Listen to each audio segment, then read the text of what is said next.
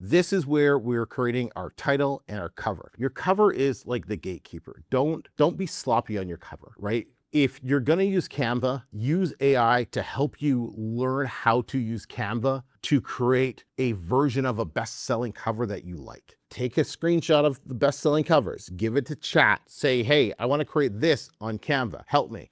It's going to tell you exactly how to use Canva, how to use colors, and how to use all those fancy design things. It's going to tell you way more information than you probably know, way more than I know. But that's how you can like level up your design skills without spending years learning how to be a graphic designer. So do that.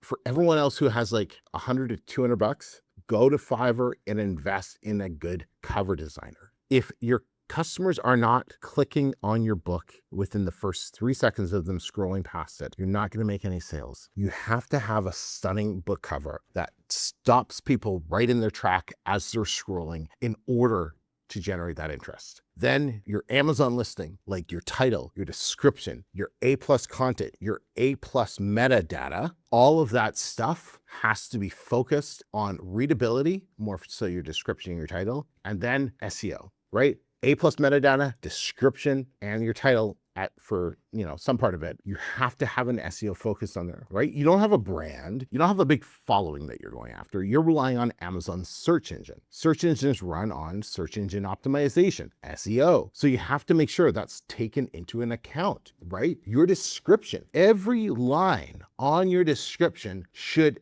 sell your customer, overcome an objection, and help with SEO. Like every single line, you should be reading it and be like, all right, is it doing all these 3 things? If it's not, then we remove it, right? Going to your A+ metadata, how much time are you spending filling out the metadata in your A+?